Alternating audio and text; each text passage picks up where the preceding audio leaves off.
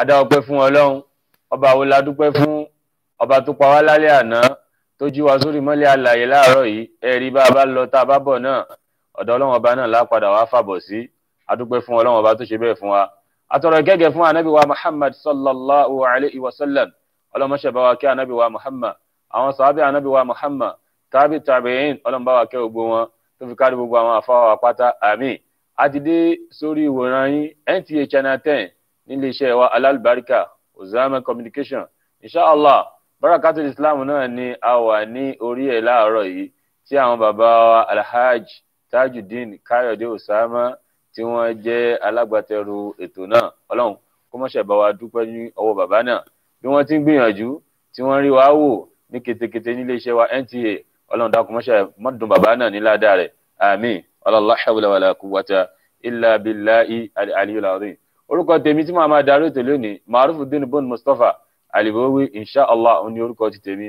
Ẹ wá rí ká tó máa lọ àfi ká yínníyínní ká lè bá a ṣe míì àwọn bàbá wa ẹni ọlá ni ẹni tí ọlọ́run ọba gbé ọlá fún tó wá mú ọlá náà tí ń fi ń darí gbogbo tí ń jẹ́ dáadáa bàbá wa Alhaj Dr. Ahmad Bon Salaudeen tí wọ́n jẹ́ olùdarí iléeṣẹ́ wa Standard Insurance Consultant Limited tó jẹ́ wípé iléeṣẹ́ yìí ẹ̀rí ẹni tí ẹ̀tọ́ rẹ̀ bá há sí ọ̀dọ̀ àwọn insurance àwọn ni wọ́n máa bá ní gbà á láti ọ̀dọ̀ àwọn insurance company tí wọ́n fi ẹ̀tọ́ lé ẹlẹ́tọ̀ lọ́wọ́ gbogbo nǹkan tá a bá ń ṣe ọ̀pá pátá bóyá ó há ni àbá nídìíwọ́ kan àbí díwọ́ kejì lórí ẹ̀ bàbá yìí ni wọ́n máa ń bá wa ṣètò lórí ẹ̀ ọlọ́run bàbá náà ọlọ́run má kó wọn nípa láéláé ìdásí ti Islam wọn látòkè délẹ̀ ọlọ́run kó bá wa san wọ́n lẹ́san nílé ayé ń bí àtàlùkẹ́hàmà la hawla wala quwwata illa billahi al-aliyyil azim. A ti wá débi iṣẹ́ àfi ká bọ́ sórí iṣẹ́ báyìí ní tí a fẹ́ gbéyẹ̀wò lénìí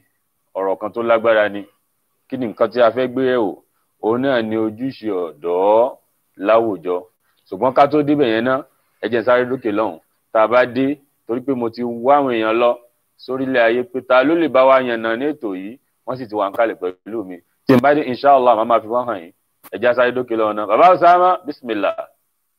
Do we all agree to go with Standard Insurance Consultant Limited? Show of hands.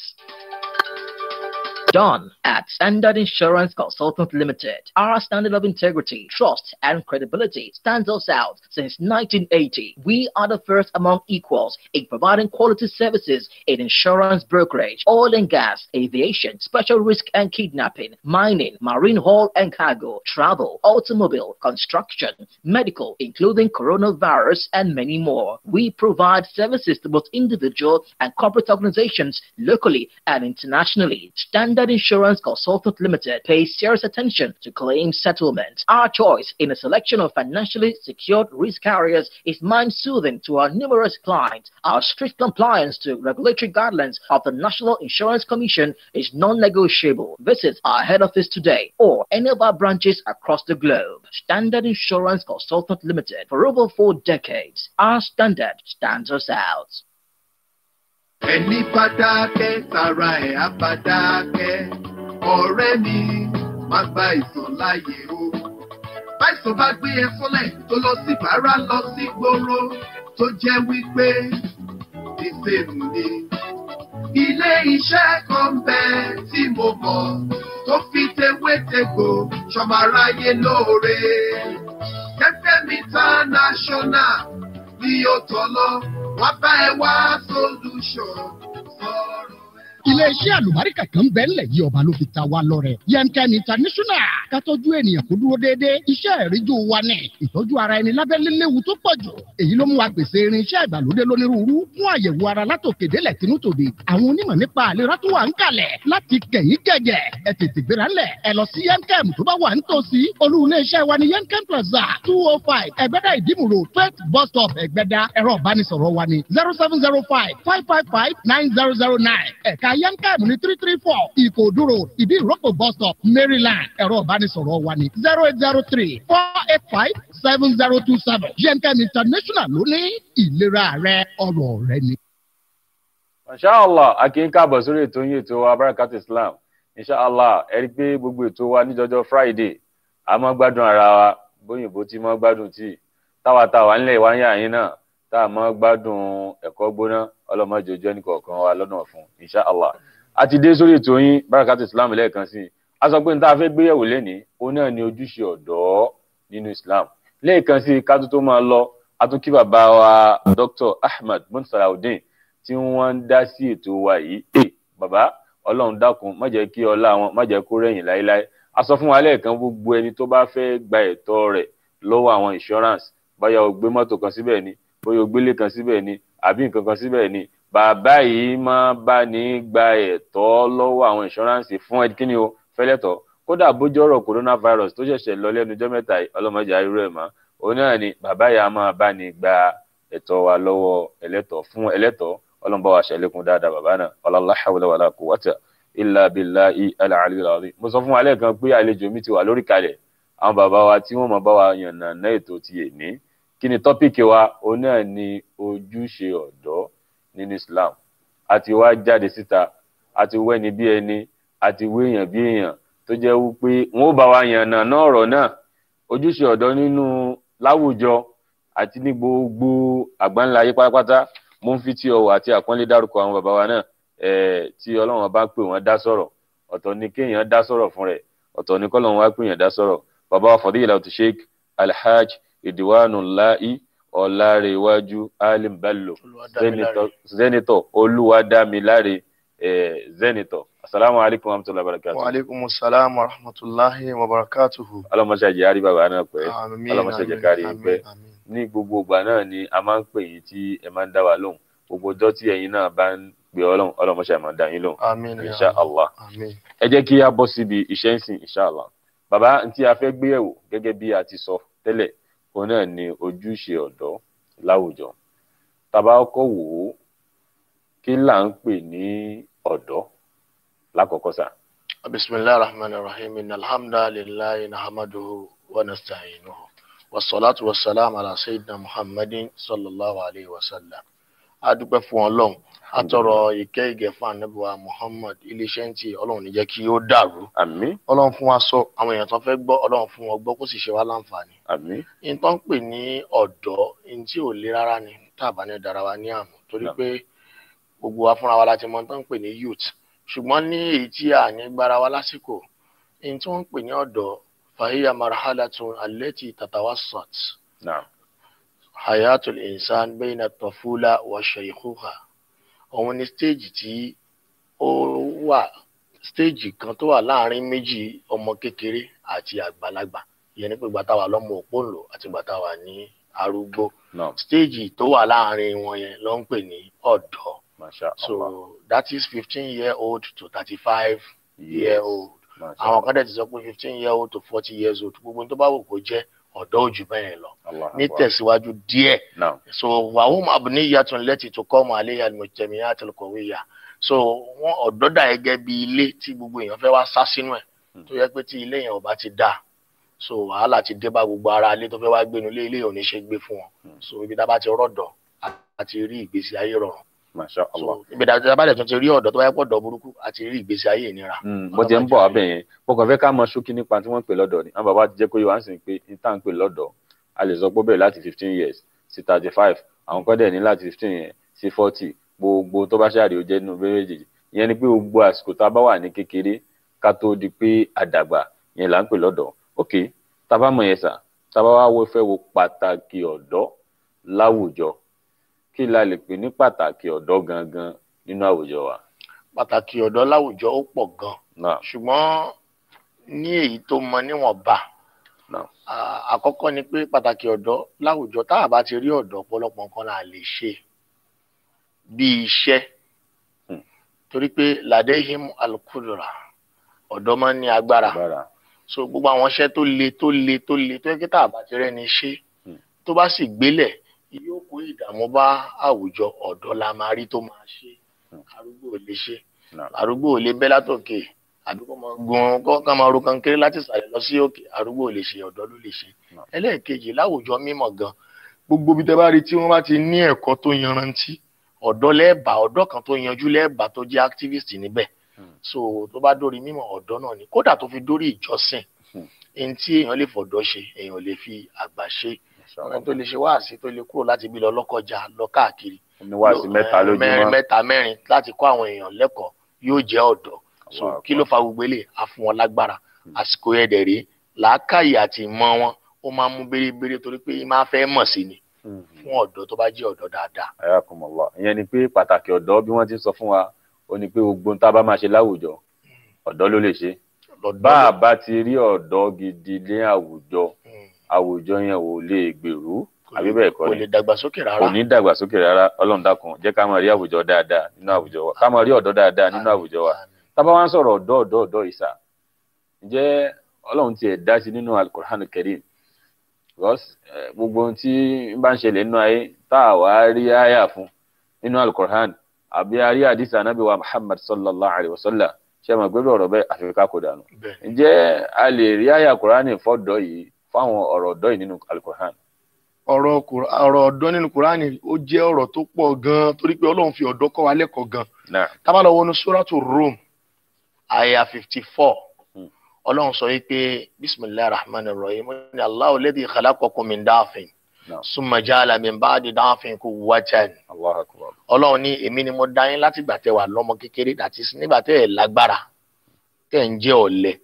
Lẹ́yìn ìgbà yẹn mo wá fi yín sí stage agbára tó ń jẹ́ stage ọ̀dọ́. So kí ni mo fẹ́ fààyọ ní pé Ọlọ́run tẹ̀síwájú ó ní summa ja'ala min ba'di quwwatin da'fa. Lóòótọ́ ogbó ń bẹ lẹ́yìn ọ̀dọ́ ṣùgbọ́n ìjọ́dọ̀ yẹn Ọlọ́run fẹ́ jẹ́ ká mọ̀ pé nǹkan tó ní ìtumọ̀ sí òun ni. Ntẹ́ bá rí tọ́lọ́run bá fi ṣàpèjúwe fún wa n tó ní ìtumọ̀ sí Ọlọ́run ni. Allahu akbar. Ọ̀dọ́ jẹ́ n tó ní ìtumọ̀ sí Ọlọ́run púpọ̀. Allahu akbar. Ọ̀dọ́ jẹ́ n tó ní ìtumọ̀ sí Ọlọ́run. Ẹ̀rí wọ́n ní tí a bá lọ wọnú Quran chapter 30 Suratu Rum chapter 30 ní verse 54 a bá ń bẹ̀ tí Ọlọ́run bá ṣàlàyé nípa ọ̀rọ̀ ọ̀dọ́ lẹ́kùnrẹ́rẹ́ síbẹ̀. Ǹjẹ́ àdìsí Ànábì wa Muhammad sallallahu alaihi wasallam tó ti wà fún ọ̀rọ̀ ọ̀dọ́ yìí àbí? Bẹ́ẹ̀ ni kódà nínú àdìsí tèmi fẹ́ sọ yìí nínú Bukhari ló wà.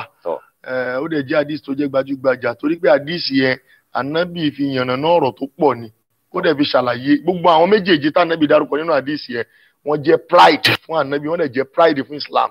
Kí ni àwọn ọ̀rọ̀ kí lọ́rọ̀ náà nígbà Ànábì sọ nínú àdìsí Bukhari ó ní sabuatun ó láwọn èèyàn méje kan bẹ tó bá dijọ́ àgbẹ̀dà kíyámọ́ ní yuzilluhumullahu fi zilli yawma la zilla illa zilluhu. Ó láwọn èèyàn méje kan bẹ tó yẹ pé Ọlọ́run máa ṣí ìjì bo orí wọn níjọ́ tí ò ní síjì tí gbogbo ọmọ ènìyàn máa fèsì ìdààmú ìyà àti sọ́jọ́ àgbẹ̀dà kíyámọ́. Kí ni mo fẹ́ ló ń bẹ ni pé ńgbà tí Ànábì máa sọ̀rọ̀ nínú àwọn tí Ànábì mention nínú àwọn ọ̀ràn méjèèjì yẹn ó ní shabun nasha'a fi ibadatillah. Ó ní nínú àwọn méjèèjì yẹn ni ọ̀dọ́ wà ọ̀dọ́ tó yẹ pé ó dàgbà àgbà tó tún máa dàgbà ó dàgbà sójú ọ̀nà pọ̀ ń sin lọ. Ẹ rí pàtàkì ọ̀rọ̀ yẹn ni pé ọ̀rọ̀ yẹn Ànábì yẹn nàní ọ̀dọ́ tó dàgbà síbi pé ó ń sin Ọlọ́run that is ọ̀dọ́ tó ń ṣe rere ọ̀dọ́ tó máa ṣe rere láyé láti jẹ́ ọ̀dọ́ tí ó ń sin Ọlọ́run. So àlè ọ̀dọ́ tá a bá rẹ̀ sìn. Lóòótọ́ humanity comes before religion but religion is matter most because religion is an admonition. Àwọn sàhábà wọn béèrè lọ́wọ́ Ànábì ní àdínú nasiha. Ó ní bá ń pè ní ẹ̀sìn ó ní ìmọ̀ràn ni tàbí ká pè ní kìlọ̀. So òun ni ó kọ́ bu ọ̀dọ́ tá a fi rí ọ̀dọ́ lò síbi tó dáa. So èyí tí mo ṣàfẹ́ lò ní pé wàṣáàbùn nasha'a fi ibadatillah. Ànábì ní nínú àwọn tó máa tọ́lọ̀ máa ṣíjì bo lọ́jọ́ àgbẹ̀lẹ̀ kìyámọ̀ níjọ́ tí ò ní síjì òun ni ọ̀dọ́ tí ó bá dàgbà lẹ́ni tó ń ṣe tọ́lọ́run sójú ọ̀nà tọ́lọ́run. Ẹni tó dàgbà sẹ́ni tó ń ṣe tọ́lọ́run sójú ọ̀nà títí Ọlọ́run. Ẹ̀rí àdìsí yìí àwọn bàbá mu wá mo tiẹ̀ láìkí bí ẹ ti mú àdìsí yẹn wá torí àdìsí yẹn gbajúmọ̀ fáwọn ọmọ akékèké kan tí wọ́n ṣẹ̀ bẹ̀rẹ̀ kéwú. Àdìsí yẹn wọ́n pè ní nínú àdìsí náà bá wí ọ̀dà ìpò náà ó wà nínú àdìsí yẹn náà ó pé nínú àwọn méje tọ́lọ́run ọba ó ṣẹ́ ìbò jìbò lálùkìyámọ̀ wọ́n wá ń káàbọ̀ Ànábì ń káàbọ̀ ló fi kan ó pé ọ̀dọ́ tá a bí sínú Islam tí ò wá ṣẹbọ tí ò yà síbì kankan torí pé lómi yóò ṣẹbọ díẹ̀ yóò ṣe gbàgbọ́ díẹ̀ tó bá yá yóò padà wá parí ẹ̀ sínú Islam àbí kó parí ẹ̀ sọ́nà kejì. Ṣùgbọ́n ẹni tí ò yà bẹ́ẹ̀ tí wọ́n lọ tí wọ́n dúró sójú kan tó jẹ́ ó pé nínú gbogbo ìgbésí ayé ọ̀dọ́ ẹ̀ tọ́lọ́wọ́n ọba ló fi ṣe irú ẹni bẹ́ẹ̀ yóò wà nínú àwọn méje tí wọ́n wọ àlùjánnà Ọlọ́run ọba nìsan ilẹ̀-ẹ̀san bàbá wa. Inshallah ètí mo tún wá fẹ́ béèrè ni pé àwọn àpẹẹrẹ àmì tó wà fún ipò ọ̀dọ́ láwùjọ wa yìí àkọ́kọ́ ká kọ́kọ́ wò pé ókè o àwọn ọgbọ́n ìròrí tó wà fún ọ̀dọ́ tá a fi lè mọ̀ pé ẹni yìí ọ̀dọ́ dáadáa ni kí làwọn kan láti máa mọ̀ sọ.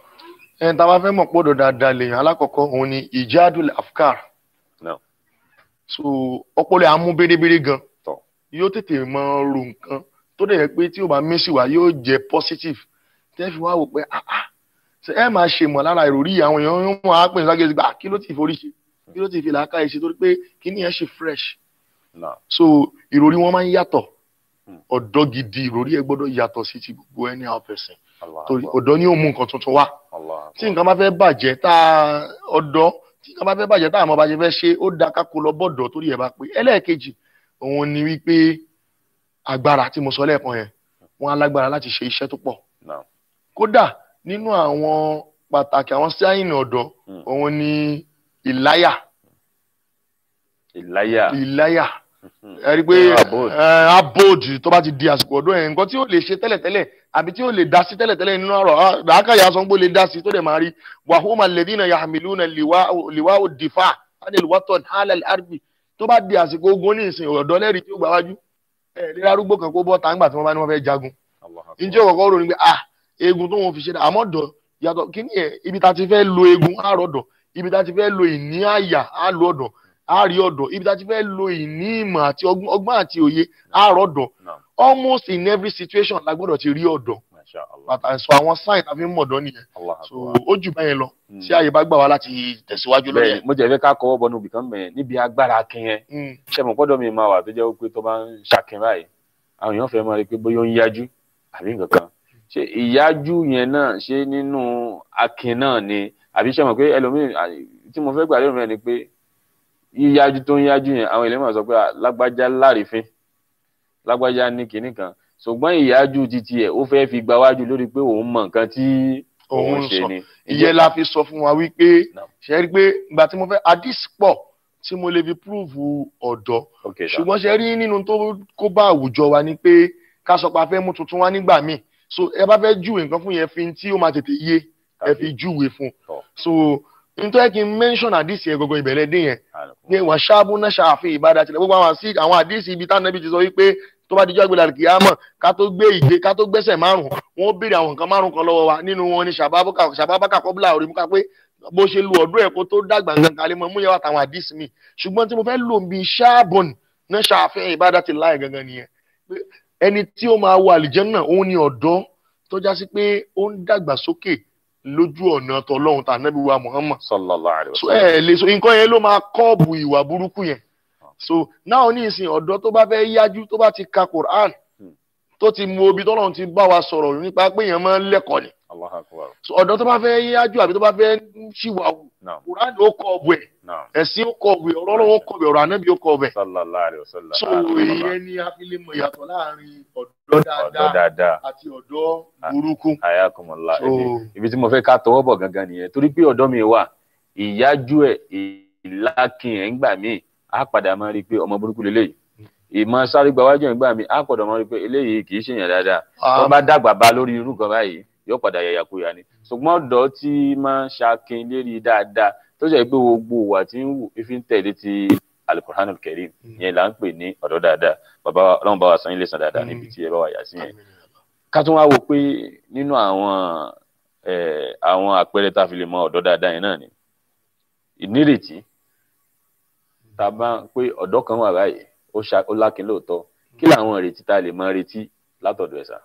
ìrètí tá a lè máa retí lọ́dọ̀ ọ̀dọ́ ó pọ̀ alákọ̀ọ́kọ́ ni pé ṣẹ́rí nítorí ẹ̀ ó da kéèyàn máa ronú positively so a nírètí wípé ẹ̀mí ogun pé n tí ó lákin lé lórí yẹ kì í ṣe nítorí dédé kú sọ́nà bí èéfín tọ́lọ̀ bá lo bó ti fẹ́ tó.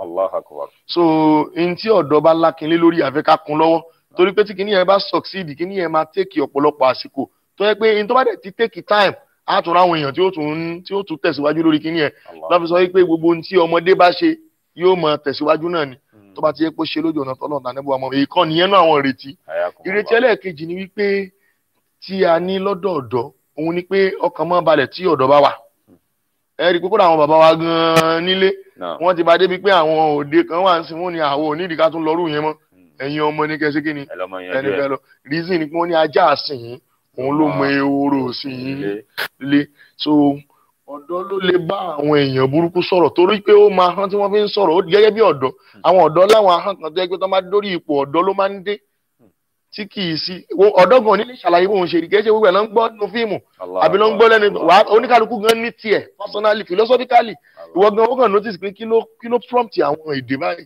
kí ló prompt àwọn ìṣesí báyìí so ló fi jẹ́ sí pé wọ́n máa ń nírètí inú wa pé jẹ́ kí wọ́n lọ ṣe torí pé àwọn tó fẹ́ bá sọ̀rọ̀ yẹn akẹgbẹ́ wọn ló pọ̀ jù ńbẹ̀ ọ̀dọ́ ló pọ̀ tẹ́rì ń ta ẹ̀ lé lágbàlagbà ń ta lọ títí toró nígbà tí wọ́n lè rìn mọ́ so ló fi jẹ́ sí pé ìrètí pọ̀ lára ọ̀dọ́ lára ìrètí ọ̀dọ́ náà nìyẹn so ẹlẹ́ẹ̀kẹta àwọn àṣeyọrí masha Allah nínú ìrètí ọ̀dọ́ so torí pé tó máa fẹ́ sọ̀rọ̀ àná he still young he can do it a ó sì kéré náà tí ó bá wá lè ṣe ta ni yóò tún ṣe so wọ́n máa ń fọkàn àṣeyọrí that is why ló jẹ́ pé ọ̀pọ̀lọpọ̀ ní ìsìn gan ẹ rí i pé wọ́n ti ń fi ọ̀dọ́ jẹ ọba torí wọ́n mọ̀ pé àṣeyọrí ó dé bá ìlú torí ọjọ́ rẹ̀ ó pẹ́ so ṣó ti yé nìsín kódà lọ́pọ̀lọpọ̀ àwọn countries ẹ rí i pé ọ̀dọ́ ni wọ́n ń fi síbi àwọn ètò ìjọba wọn ṣó ti yé tọ́nà mọ̀ pé gbogbo nǹkan tí wàhálà pọ̀ lórí ẹ̀ àṣeyọrí ó dé bá ó ní time so ìmọ̀ ó lásìkò tó lè fi ṣe research tó bá lo template kan tí ò bá wọ́ọ̀kì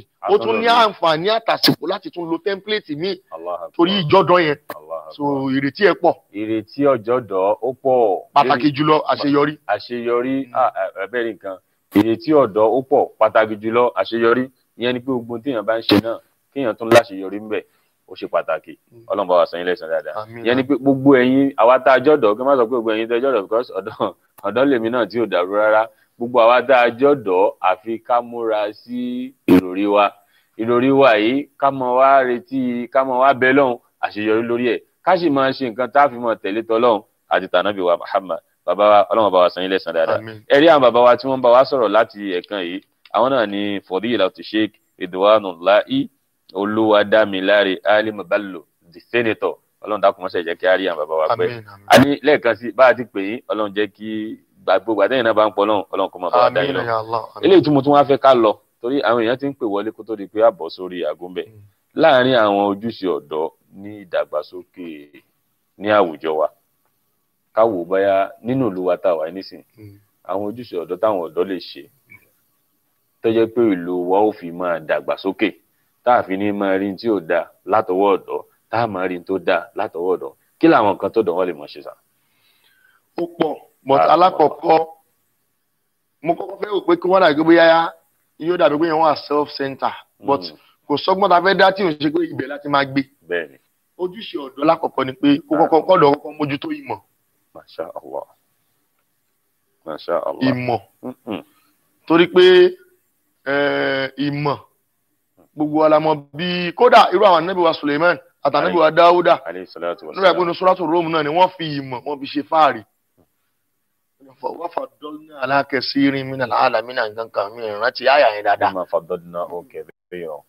wọ́n fi ìmọ̀ ṣe fáàrí. ìmọ̀ ni wọ́n fi ṣe fáàrí torí pé ìmọ̀ yẹn nǹkan tó pọ̀ ẹ rí i pé ọ̀dọ́ tó bá lọ ṣẹ̀sìn gan tí ò bá ní mímọ̀ yóò tẹ̀lé nínú ìṣẹ̀sìn ẹ̀ so ló fi jẹ́ pé ojúṣe àkọ́kọ́ tọ̀dọ́ ní òun ni ìmọ̀ ojúṣe ẹlẹ́ẹ̀kejì tí ọ̀dọ́ nídìí ni ọ̀dọ́ nídìí mentor that is mentorship so odidi ẹ̀kọ́ ni mentorship lọ́tọ̀ kò sì lè wá báyọ̀ nulẹ̀ so in fact gan most of the experiences tọ́dọ̀ máa ní yóò derive látara mentor kó tó di pé yóò ṣiṣẹ́ ti ẹ̀kún so àwọn kankan ni yóò kọ́kọ́ rí kó tó wá tẹ̀síwájú so àwọn ọ̀dọ́ ẹ̀dàkùn torí Ọlọ́run ojúṣe wa ni ká ní mentor tá a bá ti ní ẹni tá à ń wò níwájú báyìí a máa ṣe mistake púpọ̀ torí pé àsìkò ìjẹ́wé yẹn ṣàìtọ́nù máa ń dúró tì wá báyìí lọ́rùn ni sọ Ọlọ́run dẹ̀ ní jẹ́ kí á tẹ̀lé èṣù. n fẹ́ ká kíyèsí ibì kan bẹ̀ yẹn níbi mentor tẹ dárúkọ yẹn ẹ rí i pé ọ̀rọ̀ kan wà ní kàmọ́yẹ̀ kúnnú mọ̀rọ́bà ẹni tó fẹ́ ọ̀dọ́ tó fẹ́ tẹ̀lé yẹn kan tó wá jẹ́ pé ẹni tó ń tẹ̀lé yẹn for example bóyá kìí ṣe mùsùlùmí for example bóyá ìwà títí ẹ̀ ìwà tí ò dáa ni ní tí ń ṣe dáa lójú ara rẹ̀ ṣùgbọ́n kò tẹ̀lé Ọlọ́run kò tẹ̀lé Kùránì kò sì tẹ̀lé àdìsí Ànábì wa Muhammad ìjọba náà lè emulate látara rẹ̀ níbẹ̀ sá. ẹ rí i pé ọ̀rọ̀ mi mò ń tó lẹ́sẹsẹ kí n tó dárúkọ mentorship ìmọ̀ ni mo kọ́kọ́ dárúkọ Masha Allah so ìmọ̀ ni ò ní sọ wá nù Allah akbar. ṣe àwọn pé tó bá ti jẹ́ pé ọ̀dọ́ bá ti ní mímọ̀ tó bá ti ń tẹ̀lé kò lè ti pẹ́ kò lè tó gbà kan tí ó ti mọ̀ ṣe mọ̀ tí ó ti gba eléyìí òǹṣẹ́ ni téèyàn lè ṣe kí ni téèyàn lè tẹ̀lé so ìmọ̀ yẹn ó ṣe pàtàkì gan. ìyẹn ni pé gbogbo àwọn ọ̀dọ́ tá a wà lénìí ẹ jẹ́ ká múra sí mọ̀ torí pé ìmọ̀ la fi mọ́ kẹ́sìn járe gbogbo nǹkan iṣẹ́ ọwọ́ náà ló fẹ́ kọ́ ni. gbogbo nǹkan kọ́ ni ìwé gbogbo nǹkan kọ́ ni kéwú ẹ wò gan gbogbo iṣẹ́ ọwọ́ gan ní ìsìnkẹ́ tó rí àwọn tán jẹ́ gbajúgbajà ní ìsìn ẹ rìn sí ẹ rìn jìnnà gan tí ò dẹ̀ yẹ kó rí bẹ́ẹ̀ mọ́. tẹ́lẹ̀tẹ́lẹ̀ lẹ́gbẹ̀ẹ́ ilé báyìí tó ṣe dààmú wo tó wọ mọ́tò bíi 1000 lọ lẹ́gbẹ̀ẹ́ ilé báyìí ló ti rẹni tó perfect ń pa ẹ̀ nígbà táwa ọ̀dọ́ tá a fàsìkò wa ṣòfò tá a ń kẹ́kọ̀ọ́ so gbogbo tí máa ń jẹ́ ẹ̀kọ́ wà very very important. ẹ rí i pé nínú àdìsí gbajúgbajà yẹn Ànábì wa Muhammad sallallahu alaihi wasallam ó ṣe lọ́rọ̀ èèyàn ni ó kọ̀ǹpẹ́ẹ̀lì gbogbo mùsùlùmí. first thing tánàbí kọ́kọ́ sọ no ọ̀ràn èèyàn ni kẹ́ ẹ wá mímọ̀ ẹ sì wá láti gbà tẹ́ ti wà ní kékeré títí dìgbà tẹ́ dàgbà ni so ìmọ̀ yẹn wà very very important. Masha Allah ìmọ̀ wà very very important yẹn ni pé gbogbo àwa tá à ń jọ̀dọ̀ lénìí ẹ jẹ́ ká múra sẹ́kọ̀ọ́ wa. èyíkéyìí ìmọ̀ ni mo pé o. èyíkéyìí ìmọ̀. wà mal ilmu illa diya'ul wara. wa yadi ila al-haqqi yawma thara. torí pé ìmọ̀ yẹn òun yóò padà proof wa fáyé. ní time láti proof. so ti ń sìn nídìí iṣẹ́ ni ká máa ṣe lẹ́yìn ìmọ̀ iṣẹ́ tó bá ti ń ṣiṣẹ́ ayé ń bọ̀ wá béèrè fún ẹ ò ní láti dára ẹ láàmú. so sáà nímọ̀ kó dẹ̀ ṣiṣẹ́ tọ ìmọ̀ yẹn jókòó nu kọ̀rọ̀ yàrá rẹ̀ wọ́n ń bọ̀ wá bá ẹ̀. jókòó nu kọ̀rọ̀ yàrá rẹ̀ wọ́n bọ̀ wá bẹ́ẹ̀ ó ti ẹ̀ jẹ́ kí n rántí àfa kan wọ́n pè lóníwàásí ní ibì kan náà ni ọ̀dọ́ làwọn náà ọ̀dọ́ lẹni tí wọ́n wá pè ẹni tí wọ́n wá pè yẹn wá jẹ́ aráàlú ibi tí wọ́n ti lọ́ọ́ ṣe wáàsí yẹn wọ́n wá àfa yẹn wá ń sọ fún ẹni tó wá ṣe wáàsí yẹn. Do we all agree to go with Standard Insurance Consultant Limited? Show of hands. Done at Standard Insurance Consultant Limited. Our standard of integrity, trust, and credibility stands us out since 1980. We are the first among equals in providing quality services in insurance brokerage, oil and gas, aviation, special risk and kidnapping, mining, marine haul and cargo, travel, automobile, construction, medical, including coronavirus, and many more. We provide services to both individual and corporate organizations locally and internationally. Standard Insurance Consultant Limited pays serious attention to claim settlement. Our choice in a selection of financially secured risk carriers is mind-soothing to our numerous clients. Our strict compliance to regulatory guidelines of the National Insurance Commission is non-negotiable. Visit our head office today or any of our branches across the globe. Standard Insurance Consultant Limited. For over 4 decades, our standard stands us out. Okutes Fabrics ló ń pè wá pé ká máa bọ̀ ó máa bá wa ra sọ́ọ̀dún lówó tí ò gara á sì tún bẹ̀ fún ọdún sí i. Our fellows like that, ọ̀gá nìkan láwùjọ òkúta. Okutes Fabrics, a subsidiary of Okutes Standard Company Limited. Màmá Quadri Bíntílayé, àwọn tí ń ta aṣọ aláràtúntà. Wholesale and retail of Texas material. Ni wọ́n kí gbogbo wa lọ́kùnrin àti lóbìnrin, lọ́mọdé àti lágbàlagbà. Láláì yọ ẹlẹ́sìn kọ̀ọ̀kan sílẹ̀. Wípé a kú ìmúra ọdún. Merry Christmas and Happy New Year in advance. Gẹ́gẹ́ bẹ́ẹ̀ ṣe mọ Okutes Fabrics nípa kátàṣọ tó jójúlówó ni wọ́n tún ti gbé promo tó máa ń ṣe lọ́dọọdún dé pẹ̀lú discount lórí aṣọ tẹ́ ẹ bá rà lọ́dọ̀ wọn lọ́dún 2020 yìí àrà ọ̀tọ̀ ló bá dé ra aṣọ kan lọ́dọ̀ Okutes Fabric kó o tún gbà kan sí lọ́fẹ̀ẹ́ ló bá dé o láwọn bíi Swiss lace, polish lace, cut lace, foil lace, jacquard, tissue lace, dry lace, bombay lace, àtíkù, guinea, ankara, aṣọ ẹbí àtàwọn aṣọ jàǹkànjàǹkàn míì tó jiná tó confam tó bẹ́ẹ̀ pé tó bá gbà mú Okutes Fabric lẹ́tí máa rí gbogbo ẹ̀rà gbogbo lẹ́gbẹ́lẹ́gbẹ́ níjọ ẹ̀yin ìdílé kọ̀ọ̀kan tẹ́ ẹ ti múra láti ṣe pọ̀pọ̀ sísìn ọdún kérésì àtọdún tuntun tó ń bọ̀ lọ́nà yẹn má dààmú jìnnà ọ̀dọ̀ alájà olókùúta aláṣẹ Okutes Fabric ní kẹ́ ẹ máa bọ̀ lóṣòdì láti wá kó àwọn aṣọ yín yẹn lóríṣiríṣi bẹ́ẹ̀ bá ṣe fẹ́ sí àwọn aṣọ tó dójúlówó tí kì í bó tí kì í tí òní wọ́n ń tà lókùútes Fabric promo ti bẹ̀rẹ̀ báyìí má jẹ́ kó fò ẹrùn tètè máa bọ̀ lólú iléeṣẹ́ wọn tí ń bẹ ní 421 Agége Motoro Òṣòdì Lagos State tàbí kó yà sí ẹ̀ka iléeṣẹ́ wọn tí ń bẹ ní sub 10 house number 423 Makati Lane Agége Motoro Òṣòdì tàbí kó pè wọ́n fún búkì aṣọ tiẹ̀ lórí àwọn ẹ̀rọ ìbánisọ̀rọ̀ 08033079521 tàbí 080 08073140339 tàbí 08181085700 tàbí 08185340971. Fún ojúlówó aṣọ ọkùnrin àti tóbìnrin, tọmọdé àti àgbàlagbà. Quality material tí kì í bọ́ ọ̀dọ̀ Okutes Fabrics ní kò máa bọ̀. A subsidiary of Okutes Standard Company Limited. Màmá Quadri Bíntílayé, Alájà Olókùta, aláṣẹ àtolùdarí Okutes Fabrics ló sọ wípé ọdún àyàbọ̀ fún gbogbo wa o. Alájà Olókùta ló sọ pé ká máa bọ̀ wá sọ́sọ́ dáwàrà sọ́dún lówó tí ò gara ká sì tún bẹ̀ fún ọdún. Akínkàbọ̀ sórí ètò yín ètò Abarakatul Islam. Inshallah ẹ̀rí àwọn alájà wa tí ẹ ṣèwò tán yìí, alájà wa Okutes, alájà wa tí wọ́n wà ní Agége Motor Road Òṣòdì, wọ́n ń ta aṣọ ìgbàlódé níbẹ̀, alájà wa Amda láti nìyẹn, Ọlọ́run kó bá wa san wọ́n lẹ́san dáadáa. Àwọn náà ń bá wa dá sórí ètò yìí ní gbogbo wa, Ọlọ́run kó wọlá Ànábì wa Muhammad wa rafa'nahu makana aliyya. Bákan náà alájà wa Idayat Bala Musa tí wọ́n jẹ́ chairman Bomora Foundation, kí Ọlọ́run kó bá wa san wọ́n ní ẹ̀san dáadáa. Gbogbo bí wọ́n ṣe ń dá sí ti Ọlọ́run ti Ànábì wa Muhammad, Ọlọ́run kó má fi ládà ẹ̀dùn wọn. Bákan náà bàbá wa Akíntúndé Ayẹni tí wọ́n jẹ́ Yemken International, àwọn wà ní Ẹgbẹ́dá Ìdímù Dùnbẹ̀ tí wọ́n ń ṣe ẹ̀rọ sí 5000 tí wọ́n ń ṣe oríṣiríṣi àwọn oògùn bẹ̀ Super A1. Ọlọ́run kó bá wa san wọ́n ní ẹ̀san dáadáa. Ẹ rí gbogbo ètò wa tí ẹ̀ ń wò yìí, yálà ẹni náà ni lórí fóònù yín, ẹ lè rẹ wá wò ní orí Facebook or YouTube. Tabasha ti lọ ti Uzama Communications, inshallah live and direct lè máa rí wa wò ní ibẹ̀, kí Ọlọ́run kó ṣe ní ìrọ̀rùn fún wa. Bàbá wa di senator, Ọlọ́run jẹ́ àrí ń pẹ́. Gbogbo bí ẹ ti ń dá wa lẹ́kọ̀ọ́ látàárọ̀, Ọlọ́run kí ó bá wa san yín lẹ́san dáadáa.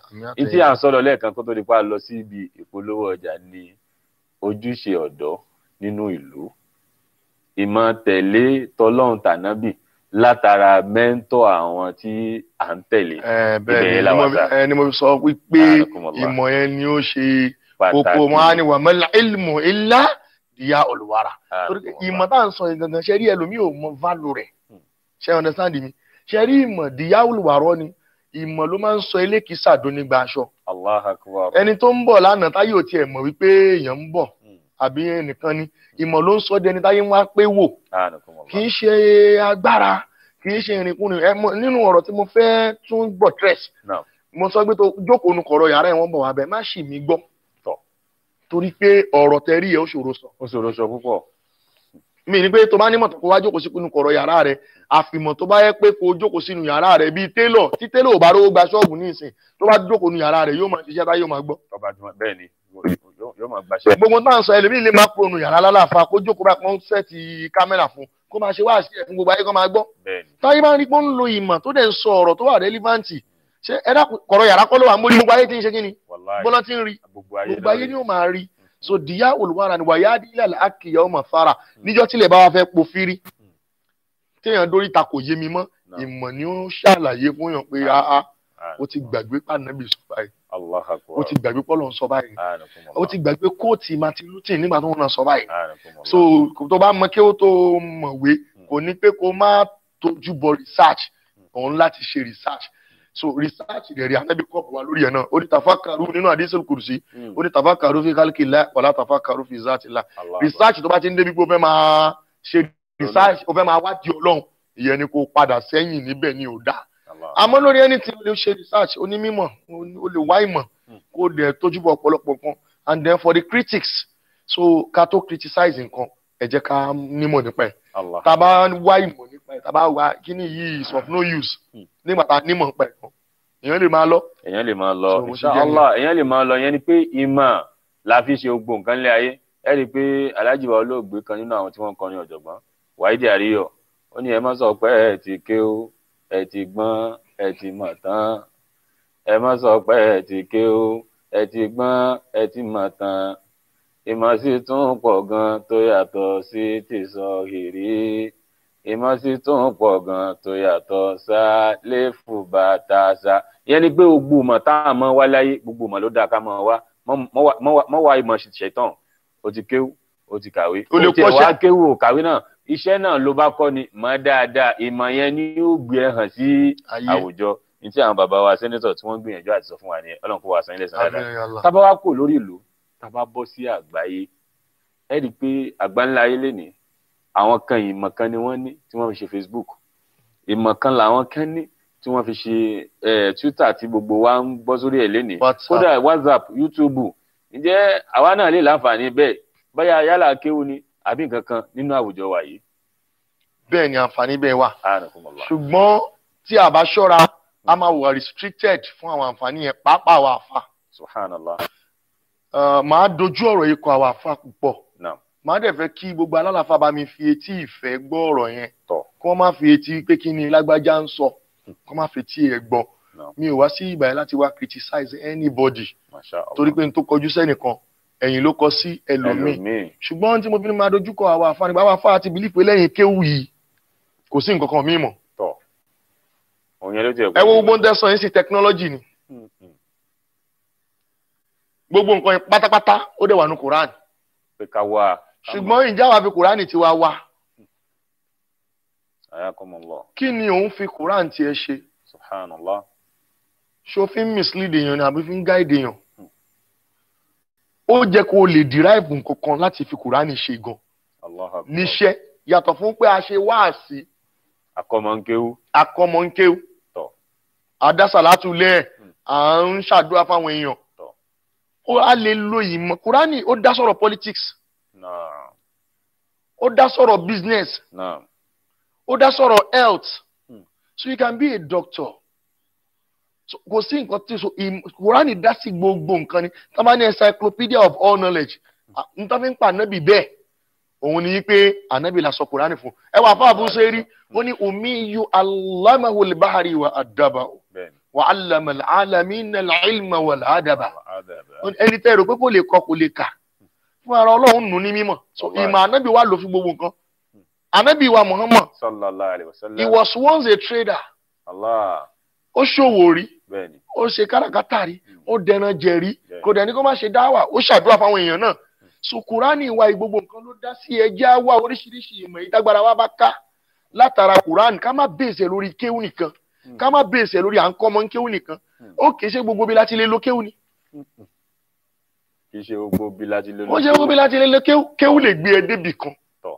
if I could remember mo lọ conference kan ní US so okay kéwù náà ló gbé wa débẹ̀ ṣùgbọ́n ṣé kéwù la lò níbẹ̀ Ara o. that is high level political forum on sustainable development goals SDG 16 ṣùgbọ́n bàbá adébẹ̀ tán lọ́ fẹ́ ṣe bọ́jẹ́tì àgbáyé àwọn ará wọn Kùránì àyà Kùránì lọ́tún ló sì dáa bàbá abẹ́lé dá sí so Kùránì dá sí gbogbo ẹ̀ Ayakumullah. so torí ìdí èyí ẹjọ́ torí Ọlọ́run ẹ dákun torí Ọlọ́run ẹ má jẹ́ ká fọ̀rọ̀ ẹ dúró lórí kéwù nìkan so ẹ má dẹ̀ jẹ́ ká rí àwọn technologist àbáwọn ẹlòmíín náà pé kí ló ń ṣe gbogbo ẹni tá a bá ti rí lóní mímọ̀ ẹ já gbọ́ láìmọ̀ yẹn fún ìmọ̀ ni mọ̀ ń jẹ́ Allah akbar. tí ẹ lè jẹ́ kéwù tí ẹ dẹ̀ lè jẹ́wèé kò túmọ̀ sí pé tẹlòmíín náà yẹn ò kì í ṣe mímọ̀ Allah. so njọ́ tá a bá ti ní ẹ̀rí bá làlàáfíà Allah. ká má capitalize lórí pé tiwa yìí ni ó supersede gbogbo ẹ̀ ká kàn máa fi Ọlọ́run threaten àwọn èèyàn Allah. ká lè máa fi Ọlọ́run threaten àwọn èèyàn náà Àbí náà kàlí. àbí àwọn náà kàlẹ̀ abóló mogun abóló màṣírí àbó ká máa fi yẹn threaten àwọn èèyàn Anakumullah. ojú ti là kọjá gbogbo yẹn. Allah akbar.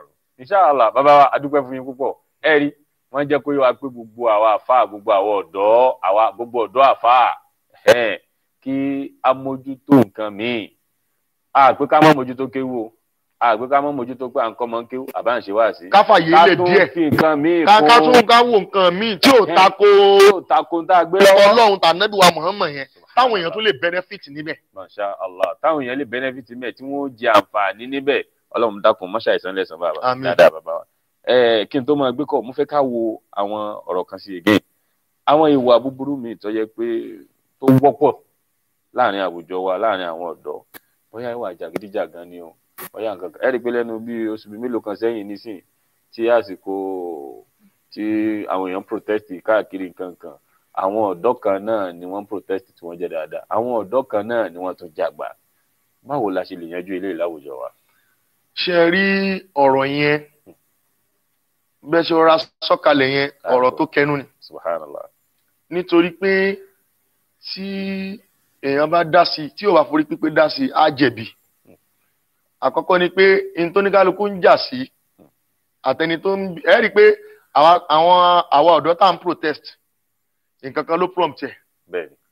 àwọn ọ̀dọ́ tí wọ́n jagbà nǹkan kan náà ló prompt ẹ̀ Bẹ́ẹ̀ni. téèyàn ò bá dẹ̀ rí díẹ̀ tán ìwọ̀nba ló lè sọ ń pa ẹ̀ mọ́ ṣùgbọ́n èyí tí a jọ rí lórí tẹlifíṣàn Tọ́. àti èyí tá a jọ gbọ́ tá a bá sọ nípa yẹn kò tí ì sábúrú mẹ́. Bismillah. ṣe rí àwa ọ̀dọ́ mo sorry ẹ jẹ́ ká busy. Kò dẹ̀ sí tó máa ń mú kéèyàn busy dání ju pé kéèyàn ó ronú pé kí ni mo fẹ́ ṣe fáyé. Níjọ́ míì tí ìlú ò bá da kéèyàn gbìyànjú kó jẹ́ kó wọn da. Ẹ rí nísìn àwọn tó ń protest wọ́n fẹ́ kí ìlú da ni. Àwọn tí wọ́n jagbà àwọn làwọn ò da. Subhanallah. Ṣé ẹ wo bí ẹ wo analysis yẹ. Ó lágbára. Àwọn kan fẹ́ kí ìlú da but àwọn kan wà fún ara wọn wọn ò da. So wọ́n dẹ̀ fàyèdá sọ àwọn fàyèdá yẹn ba ìlú jẹ́. Àwọn tá ń protest against àlẹ́ ní gbogbo wọn kọ́ ni wọn ò da. Gbogbo wọn da ẹlòmíì ń bẹ dáadáa rẹ̀ ó yọ ni. Adìyẹ ńlá gùn ìyẹn ni ò jẹ́ àmọ́. Ẹ̀bẹ̀ ni màá bẹ̀ wá torí ẹ̀ ló fi jẹ́ pé ẹ rí pé mo ṣáà ń dá ọ̀rọ̀ padà sínú ẹ̀sìn. Ẹ wọ ànábì ní ìsìn àdìsí kan gbajúgbajà kódà kìí ṣàfà mùsùlùmí gidi tó bá máa ń wo ọ̀rọ̀ ọlọ́run ọ̀rọ̀ ànábì kò gbọ́dọ̀ lóhùn màdìsí. Kí làdìsí yẹn ni pé tànábì ní laysa shadidu man galaba nasa innama shadid man galaba nafsahu indal ghadab. Kìí ṣalágbára èèyàn òun lẹni tó lè nàyàn kó nà lánàá dojúbólẹ̀ o. Alágbára òun lẹni tó kápá ìbínú ẹ̀ nígbà tó bá ń bínú. Ẹ worú àwọn tó ń pè ní hoodlums yìí gbà tó máa bẹ̀rẹ̀ àtàkì yìí ẹ rí pé nǹkan kan ló máa trigger rẹ̀ kódà ká lọ́nà bá fún wa nídìí ẹ̀rí ni ó lè jẹ́ nǹkan tí ò ní mínì nǹkan. Bàbá ẹ dákun ó lè jẹ́ nǹkan tí ò ní mínì ẹ jẹ́ sáré dẹ́ni ìlú. Salamu alaikum. Salamu alaikum. Wa alaikum salam wa barakatuh. Orúkọ yín bọ́lá ẹ ti ń pè wá sà torí àsìkò Ọlọ́run ló ń tó sà. Àsìkò ọlá jíìmù ọlá nàìjíríà orúkọ mi ni Afa Abdulrahim Aláwùkọ́ látàgídí. Masha Allah. Ẹ káàbọ̀ sẹ́kù gbogbo wa. Ọlọ́run náà ṣe tó tó ju àtàyè lójú ní asọ̀pọ̀lọpọ̀ ojúmọ́. Ìjà pẹ́ńbẹ́ o. Allahumma amin. Ìjàdá àgbàkọ́ lánàbí. Sallallahu alaihi wasallam. Bí àwọn òṣàtì tí ẹ gbé wá lónìí. Ọlọ́run jẹ́ kárí wọn pẹ́. Àmín. Àgbàkọ́ lánàbí ọba tó fún wọn mọ̀ ọ́ tó fún wọn mọ̀ ọ́ sọ. Wọ́n mọ̀ ọ́ wò wọ́n mọ̀ ọ́ gbọ́ ni wọ́n fi ń mọ̀ ọ́ mọ̀ ọ́ sọ. Ọlọ́run ní dàlákà ìwọ̀n rú. Àmín. Àmín. Ẹ̀yin náà tẹ̀sí wá ní ojú tó mọ tó dáa tí mú jáde Ọlọ́run ní fọ́ ojú náà. Làákà ìtẹ́ nílò tẹ́ fi ń mú Ọlọ́run ní jọ dàbí. Àmín. Láti nẹ́bí wájú Ọlọ́run la ilaha illallah. Ilé-iṣẹ́ NTA Channel 10 ọlọ́mọdé ọba jẹ́. Àmín. Sámọ́tù communication Ọlọ́run ní dàrú o. Àmín. Ní wó o la ilaha illallah. Gbogbo tẹ̀ ń sọ yìí tó jẹ́ kókó ni. Torí kílùú tó dáa kílùú tó dúró ọ̀dọ́ ní ọ̀dà. Àmọ́ kọ́ ọ̀dọ́ ó tó dáa òbí gbọ́dọ̀ sùn wọn. Dọ̀ráwò kọ́ sí òbí jẹ́ fún ọmọ. Bí òbí ọ̀bá da kò ní bímọ rí. Òbí òsì rọ́mọ rí bí òun ní lè gbáyé rí orúkọ ní ọmọ ẹ̀jẹ̀ kì í. Lọ́kọ́ ṣàánú àwọn òbí. Ó yálé produce tó dálẹ̀ lórílẹ̀-èdè wa àti fàgbáyé. Lákó ẹ̀kọ́ ló táwọn afáwa ti bá wa sọ. Ọlọ́run ní sọ̀rọ̀ wa. Orílẹ̀-èdè Nàìjíríà Ọlọ́run ní tí ó bàjẹ́. Àwa ọ̀dọ́ ẹ̀jẹ̀ á ní sùúrù o. Ẹ̀jẹ̀ á ní sùúrù. Àwa àgbà ń bá a lọ́nu. Àwa ní òkú lórí ilẹ̀. Kó o láti fẹ́ kẹ́yìn tiwa náà ó yí. Ọ̀rọ̀ wo ní bàjẹ́ o. Àwọ̀dàwọ́lá kò wáta ìlà àbẹ̀là ìsàlámù àlékún. Wa alaikum salam. Ẹ ṣeun gan ni. Wọ́n tún bá wa yà lọ sí ibòmí òpétọ̀ bí ọ̀dọ́ ó ti dà. Ọ̀rọ̀ òbí ló wà lọ́wọ́ o. Bẹ́ẹ̀ni. Ìyẹn àwọn odidi tọ́pìkì. Abúlé Aláìlì Mahari ó ní ṣàkọ́wò mẹ́rí ó ní mi ní ájílẹ̀ wìlàdà. Olórí ibú tẹ́lòmíì ṣe ó nítorí pé ó bímọ ni. Torí pé ó bímọ ni ẹ jẹ́ n sáré dókè lọ́run náà tá a bá padà dé a padà sórí ètò wa insha Allah. Bàbá Osama bismillah. At Standard Insurance Consultant Limited, we provide professional insurance services in oil and gas, travel, medical, including coronavirus, motor, special risk and kidnapping, and many more since 1980. Our choice of secured risk carriers, paying claims as and when due, is soothing to our clients. Visit our head office today or any of our branches across the globe. Standard Insurance Consultant Limited. For over 4 decades, our standard stands us out. Standard Insurance Consultants Limited, Nigeria. Looking for insurance brokerage firm with integrity, trust, and credibility? Contact Standard Insurance Consultant Limited today. Inshallah, akin káàbọ̀ sórí ètò wa ètò yín Barakat Islam bí a ti ń bá lọ ni àwa ń bá bọ̀ ni àwa ń bá bọ̀ ni àní bá lọ insha Allah. àmín wọ́n lẹ́ni bá lọ ló bá kú. ẹni ó bá lọ ló bá kú. ní tí wọ́n máa ń sọnù. Ọlọ́run má jà wọ́n bá kú insha Allah. àbákọ́lá nàbí Muhammad. a ń sọ̀rọ̀ nípa jàgídíjàgan ẹ ti bá wa sọ̀rọ̀ dé ògbó bẹ̀yẹn. táwa tún wá fojú bòmí wò sá ọ̀dọ́ láwùjọ àsọ ìwọ̀kuwọ̀ tẹ́lòmíì náà ń wọ̀ sá. ẹ gbé mo sọ lẹ́ẹ̀kan pé àti emulate àwọn nǹkan míì lára mẹ́ńtọ̀ rẹ̀ míì yóò fẹ́ máa lágbára púpọ̀. ẹlòmíì ìyá rẹ̀ ni ó wọ̀wọ̀kuwọ̀ tó náà gbé àṣebí mọ́mì mi nìyà ẹ jẹ́ kémi náà ṣe bí mọ́mì mi ti ṣe. aṣọ wọ̀kuwọ̀ ìbò la ṣe fẹ́ dẹ́kun ẹ̀ láàrin àwọn ọ̀dọ́. ṣe rí yẹ elementary knowledge ni. so ẹ̀sìn wà lóòótọ́ ibẹ̀ láti ní the humanity. so àwọn tó sọ pé humanity comes before religion wọn ò ṣe mistake. èmi gan náà mo kọ́ra mo post ẹ̀ sórí Facebook and domi pé mo concur. reason ni pé ọ̀rọ̀ òbí tí à ń sọ lẹ́ẹ̀kan yẹn òun ni ṣe rí ìyẹn owó child upbringing ló wà o. so ojú ọ̀nà bo lèèyàn tọ́mọ ẹ̀ gbà. so àwa òbí ẹjọ́ ẹ jẹ́ ká ní time fọ́mọ àwọn ọmọ táwọn òbí ń jèrè lọ́jọ́ wọn àná wọ́n pa gbogbo nǹkan tí wọ́n fi mójútó wọn ni.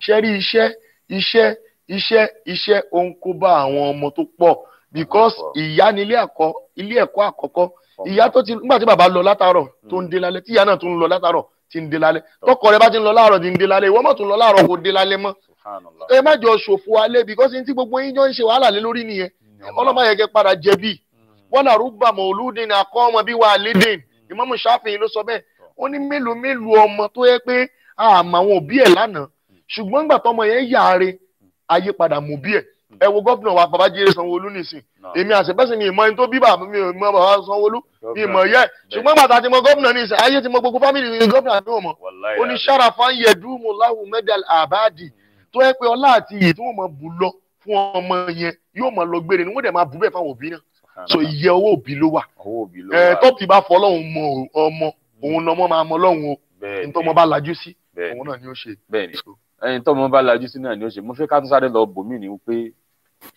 ìfipáwá owó lénìí ṣe mọ̀ pé àwọn ọmọbìnrin ni wọ́n máa sábà wọ̀wọ̀kuwọ̀ kódà ọmọkùnrin míì náà máa ságì tí wọ́n wọ̀wọ̀kuwọ̀ náà but ìfipáwá owó yẹn pọ̀ sọ́dọ̀ àwọn ọmọkùnrin lénìí èmi wọ́n láwọn ṣe yahoo èmi wọ́n láwọn gbáyàn lórí Facebook oríṣiríṣi bó la ṣe fẹ́ dẹ́kun ilé náà láwùjọ sá. ṣe rí adúpẹ́ fọlọ́ ṣe rí ìfipáwá owó yẹn ibẹ̀ yẹn láti nídìí ọlọ́run ẹ̀sìn ṣe rí kéwú tá à ń sọ yìí téèyàn ò bá fi ṣẹ̀sìn wàláhì kéwú ò ní yé ẹ̀yìn kéwú ló máa wà á máa sọ̀rọ̀ lẹ́yìn kéwú á máa campaign against the Quran but òun ò ní mọ̀ ló fi ṣe kí tabadé lómi tó máa ń búyàn káàkiri ẹ máa ń sáré bàjá ẹ̀yìn kan wo ni kẹfà dúró àrùn lọ́wọ́ gbà ókè o ọlọ́run bá a tún tọ́ sí èyí táwọn náà ń ṣe yìí náà ọlọ́run fẹ́ bẹ́ẹ̀ náà ni so ṣe rí iye ìgbẹ́ ni a ti nídìí ọlọ́run tí ò bá ti sí ìbẹ̀rù ọlọ́run kò sí nǹkan tí ó lè ṣẹlẹ̀. ìfi tí mo fẹ́ ká parí òṣèré ìfipáwá owó tẹ̀ ń sọ yìí tọ̀dọ́ ló hàn ní arúgbó mi ń bẹ tó yẹ pé ẹ̀yin lẹ́ẹ̀mọ̀ wà láti ẹ̀ ti dàgbà La ilaha illallah. gbogbo gbà bí kẹ́mọ́ lẹ́ ń wárun àjà bí kẹ́mọ́ ni wọ́n ní kẹ́ mú kinní kan wá ń bì kan at 70. bàbá láti fi kọ́rọ̀ yín yẹn gan bó ti ẹ̀ gbọ́ àwọn kankan wọ́n ní nípa kọ́rọ̀ àwọn èèyàn wọ́n ń ṣe yahoo yahoo gan wọ́n láwọn kan àgbàlagbà kan ni wọ́n máa ń ṣe tẹ́lẹ̀ kó tó di páṣírí yẹn tú sọ́wọ́. ṣe bí orúkọ tí ó pọ́pùlà táyé fi ń pè ní ìsìn ni yahoo àwọn tó ti ń ṣe tẹ́lẹ̀ wọ́n mọ orúkọ tó ń jẹ́ gbàtíṣẹ́ tàwọn ògbà bẹ́ẹ̀ ni ò já mọ orúkọ tó ń jẹ́ so gbogbo orúkọ tí nǹkan máa ń jẹ́ nìyí ó lórúkọ tó ń jẹ́ lánàá tó bá tún dọ̀lá táwọn bá sí ń bẹ̀ mọ́ yahoo àtún lórúkọ míì àwọn tó bá lo ìgbà yìí wọ́n gba ó jẹ àwọn ni wọ́n ń pè yahoo ń gbà wọn so lórúkọ tẹ́lẹ̀ náà ń jẹ́ oògùn owó ni gbogbo ẹ̀ lọ́dọ̀ ẹ̀ lómi oògùn owó èdè pé kí èèyàn jẹ́ lọ pààyàn ẹni tó bá ti lọ mú kàn mọ́ kàn kọ́dà ẹni tí ń yí odò náà oògùn owó náà ní í ṣe kíni ẹni tí ń yí odò rẹpẹtẹ sẹ́yìn owó náà gbogbo kíni ẹni tí ó kọ́ ọ̀bọ̀ ìbẹ̀rù ọlọ́run ni ìbẹ̀rù ọlọ́run tí ó bá ti sí ìbẹ̀rù ọlọ́run ìyẹ́ olóògùn wáàsí wọ́n ní bàbá mi Sheikh Alim Al-Marhum ọlọ́mọ àṣìkẹ́ wọn wọ́n máa ń ṣe wáàsí wọ́n ní ẹni adálọ́mọ náà láti sàtìyà kò jẹ́ gbọ́ wáàsí kó yíwà padà wáàsí ò lè yẹ kádàrá ọlọ́run wáàsí ò lè yẹ kádàrá tó bá bẹ̀rù ọlọ́run tó ń sin náà ọlọ́run á fún ẹ ní kádàrá tó dáa ọlọ́run sọ ní Kùránì ní inna khalaqna kulla shay'in ó níbi kọ́dàrí ó láwọn aládá gbogbo nǹkan tá a dẹ̀ ṣe pẹ̀lú kádàrá bá ṣe destiny kí nǹkan ó rí bẹ́ẹ̀ ni ó rí torí ìdí èyí ìbẹ̀rù ọlọ́run ṣe kókó fún gbogbo àwọn ọ̀dọ́ yẹn àwa àfáà tá a bá súnmọ́ wọn ẹ jẹ́ á ràn wọ́n lọ́wọ́ pẹ̀lú pé ká ṣe wáàsí fún wọn ká fẹ̀sìn yé wọn ká fọlọ́run mọ̀ wọn ẹ bá ọ̀nà àdúrà tọ́ wọn ọ̀nà àdúrà ló máa ń fi ìbẹ̀rù Ọlọ́run rinlẹ̀ síyàn lọ́kàn tó bá yẹ pé bẹ́ẹ̀ lómi ṣe ní mímọ̀ tó ní ló bẹ̀rù Ọlọ́run ni so ẹ rí i pé onímọ̀ jù ń gbà míì òun lẹ́yìn yóò ya fásitì jù so but tó bá tẹ bá ń fi àdúrà kún tẹ bá kírun tán bóyá ń ṣe àwọn àṣkárù tí kò burú jù tẹ́ ń fi ń kún àdúrà yín tẹ́ ń fi ń kún ẹ̀sìn yín á máa ṣe ìsìbáàtù á máa ṣe ìfinrinlẹ̀ ìbẹ̀rù Ọlọ́run yẹn sí wa lẹ́mìí so we need piety so in a concise way answer to that question is that our advice all youths to make sure they have piety wọ́n bẹ̀rù Ọlọ́run so tí o bá ti sí bẹ̀rù Ọlọ́run a lè rí ẹ̀kọ́ bò so ìbẹ̀rù Ọlọ́run yẹn ní ká bẹ̀ lọ. ẹ ti dáhùn bíi tí mo fẹ́ ká lọ gan sí torí mo fẹ́. because gbogbo tó prompt situation yẹn kò yé ṣẹlẹ̀ obìnrin ò yé bírèkì àti ọ̀dọ́ nígbà tó ọ̀dọ́ kan jẹ́ yahoo ti náwó fóbìnrin olóbìnrin tí yẹ wá fi ọkọ rẹ̀ lẹ̀ tí ó sì ní mi ẹ̀dẹ̀ mọ́ gbogbo ilẹ̀ mọ̀ pé ọ̀rọ̀ emotion ó lágbára gan ó lè torí ẹlòmíì ti ń jalè torí obìnrin ní fi ń jalè so torí ìdí èyí ó dọwọ́ wa. bàbá wa ó wù wá kẹ́ ẹ má ti ó wọ ẹran pípẹ́ lẹ́nu ọ̀fọ̀ fún ni ò jẹ́ ẹ̀rí àwọn èèyàn ń gbádùn púpọ̀ ìmọ̀ràn náà ni ẹ ti bá wa fún gbogbo àwọn ọ̀dọ́ yìí láti máa bẹ̀rù Ọlọ́run láti máa tẹ̀lé tọ́lọ́run ṣùgbọ́n àwọn èèyàn ń pè àráyè gbé kọ̀ bàbá ǹjẹ́ lè fún wa láǹfààní àti rìlíìsì nọ́mbà yín báyìí fáwọn èèyàn wa nílé. 080 321 491 28 lẹ́ẹ̀kan sí 080 321 491 28. mo wá fẹ́ béèrè ìbéèrè kan lọ́wọ́ ní sá mo gbọ́ pé ẹ fẹ́ ṣe ayẹyẹ kan ní ẹnu. ìmọ̀ràn fáwọn ọ̀dọ́. mo rí i pé ẹ ti yà lọ bẹ̀ lẹ́ẹ̀kan. mi ò jẹ́ kí n tún fẹ́ yà lọ síbẹ̀ torí àsìkò wa wípé kí gbogbo ọ̀dọ́ pátápátá ká níbẹ̀rù Ọlọ́run. àmọ́ ká tó lọ ẹjẹ́ ń fẹ́ yọkan kún sà ẹjọ́ mọ̀ hiyatu shahawa that is emotion stability. àwa ọ̀dọ́ ẹ jẹ́ ká kọ́ọ̀bù emotion wa o ẹ jẹ́ ká lórí obìnrin ni anything ẹ má jà wà too emotional tí ẹ bá ti wà too emotional yóò ṣìṣe kò sọgbọ́n tó lè dá sí ẹ jẹ́ ká kọ́ọ̀bù ẹlẹ́ẹ̀kejì ẹ jẹ́ ká establish value èyí establish value lára ẹni human resources wà ká build nation ni ká má demolish nation tábàlà fẹ́ kò ṣeé ṣe lágídí o àmọ́ kọ́lọ́ ń jọ yìí ta ti ṣe ọlọ́màjò gbé ọlọ́àlùkùrán lọ́dọ̀ ọlọ́ náà mọ́lìdì ta fẹ́ ṣe December 13 ni ọjọ́ mẹ́ta la fẹ́ fi ṣe la fẹ́ fi ṣe ọjọ́ àkọ́kọ́ prayer session ní níjọ́ Friday ìyẹn tó ń jẹ́ ìní tàwa nú ẹ̀ 4 to 6:30 tí wọ́n máa ń pè ń kúbùrọ̀ oníṣúfì làwa o àmọ́ tasọ́wúfù nábìl kìtàbìl munir tasọ́wúfù tiwa kò ń ṣe tasọ́wúfù jákujáku àwọn kọ́ làwọn afẹnu sọ yẹn àwọn tó ń bá wa ṣe tí wọ́n sì ń bá wa gbé ni wọ́n máa sọ yẹn so kùbùrà aláṣẹ lé ni tó bá di ọ̀la sátọ̀dẹ̀ lágbára Ọlọ́run Síratun Nabawiyya àtàbàjẹ́ là ń ṣe mọ́lídì kí ló ń ṣẹlẹ̀ nígbà àná ń ṣe mọ́lídì ànábì à ń ṣe nǹkan mi gbogbo ọ̀la history ànábì la fẹ́ fi treat àwa gbé competition kalẹ̀ fáwọn ọ̀dọ́ tá à ń sọ yìí náà ni between 10 to 20 year old agbe competition kalẹ̀ first prize 50,000 second prize 30,000 ẹ̀yin ti ju yẹn lọ third prize 20,000 so bá ṣe gbé kalẹ̀ nìyẹn fún ẹni tó bá mọ ìtàn ànábì dáadáa so ìyá take place lọ́la so Ọlọ́run á ṣe nírọ̀rùn fún wa ọjọ́ Sunday gangan wa ni mọ́ọ́lì a wò pé lára tó ń jẹ́ problem nínú ẹ̀sìn ní ìsìn òun ni màá rà bá tó lè fa kiri topic táwọn lecturer wọ́n bá treat ní ọjọ́ Sunday òun ni poverty as a problem in Islam way to overcome it so problem Islam pọ̀ but ìkan ni poverty ń bẹ so báwo la ṣe lè borí ẹ̀ á ti pé àwọn ọ̀jọ̀gbọ́n méjì onímọ̀ ìkan lọ́dọ̀ yín bí Sheikh Ahmadu Labibi Mọ́tọ́lá so ẹnì kejì ustaz wa Sheikh wa Nuruddin Hassan Akànní Ìlórí Al-Markazi so kọ́lọ̀ ń dákun kí ó ṣàánú wa so chief host òde wa yẹn Alhaji wa Saheed Adesina doctor ni wọn ambassador ni wọn Unique Motors mọ́tò ni wọ́n ń tà abúlé ẹ̀gbá ń bẹ̀ lọ́dọ̀ wọn wá bá wọn ra mọ́tò ńláńlá wọn láwọn ambassadors tó pọ̀ lára àwọn ambassadors wa náà ní Fẹ́mi Adébáyọ̀ àtàwọn bẹ́ẹ̀ lọ wọ́n dẹ̀ ń ta mọ́tò dáadáa wọ́n ní Instagram wọn dùn wọn tó bá ti tẹ Unique Motors wàá rí Facebook náà gbogbo ẹ̀ náà ni bó ṣe jẹ́ nìyẹn. Masha Allah Ọlọ́run ṣe ń rọrùn bákan náà. ìyá àdínní wa aláṣọ òkè làwọn o. Masha Allah Ọlọ́run àgbàdo ẹ bá wọn aláṣọ òkè Awólọ́wọ̀ wè ni wọ́n wà o. Masha Allah àdìyá àdínní àti bàbá àdínní Ọlọ́run bá wa sanwó lẹ́sìn dáadáa. bákan náà Mọ́lídì Nàbí wa bàbá wa lókòkò àwọn náà wọ́n ní ọjọ́ Sátọ̀dé ọ̀la yìí ọ̀la òde náà ni àní bàbá ó ṣe Mọ́lídì Nàbí wọn mọ́júmọ́ ọjọ́ Sunday ní Mubamu ní Òkòkò Maiko látago 10 alẹ́ tílẹ̀ ó fi mọ́ ni àwọn bàbá wa fẹ́ ṣe Mọ́lídì náà kọ́nà kò ṣe nírọ̀rùn. bákan náà ọba wa tuntun tí a ṣẹ̀ṣẹ̀ jẹ ní Ìbà bàbá wa Dr. Sulaiman Adesina à ń kí àwọn náà pé kí Ọlọ́run kó wọlé ànábì wa Muhammad wọ́n fi ọmọ kékeré wọ́n fi jẹ oyè náà kí Ọlọ́run kó jẹ́ kí wọ́n fi arúgbó lo oyè náà dáadáa. Announcer ẹni tí ó bá wa tó mú ìwé wa gbé ká bá wọn ṣe announcement Alhaji wa Jamiu Adémóyè kọ́lọ́n kó bá wa san wọ́n lẹ́san dáadáa. Ká tó mọ̀ wá lọ bàbá wa Senator a mọ̀ pé Kùránì pọ̀ nílé ṣùgbọ́n tó Al-Kùránì èyí pọ̀ jù fún ẹ̀yin bàbá wa láti ọ̀dọ̀ alájà wa Bọ́lá Mósè tí wọ́n wà ní Agége Motor Road kí Ọlọ́run tí wọ́n wà ní Àpápá ni wọ́n wà wọ́n jẹ́ chairman Bora Foundation kọ́lọ́n kó bá wa san wọ́n lẹ́san dáadáa Mumara Foundation kọ́lọ́n kó bá wa san wọ́n lẹ́san dáadáa ẹ bá wa ṣàdúrà fún wọn. alájà Bọ́lá Mósè ní wálẹ̀ láíláí ìyẹn àdúrà tí mo rí pé ẹ bá lè ṣe fún yín tó lè tẹ́ yín lọ́rùn ní wálẹ̀ láíláí inshallah. Bàbá wa Akíntúndé Ayẹni àwọn náà ní kí á fún yín ní ẹ̀rọ sí 5,000 yìí Yemkem Ìdímù Ẹgbẹ́dà Road ní àwọn wà. Wọ́n ń tọ́jú èèyàn ni Ọlọ́run ló máa bá a tọ́jú àwọn.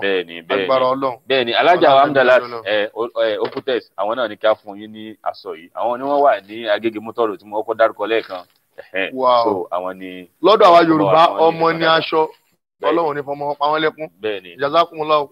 alájà wa Fọ̀síyàtù Rónkẹ́ Ajaga àwọn náà ẹ bá wa ṣàdúrà fáwọn náà wọ́n ní ká bá wọn fún yín ní tọ́lẹ́tìrò yìí kí Ọlọ́run kí ó dákun wọlá Ànábì wa Muhammad wa rafa'nahu makana alájà wa Ajaga Ọlọ́run jẹ́ kí iṣẹ́ wọn máa tẹ̀síwájú. Àmín.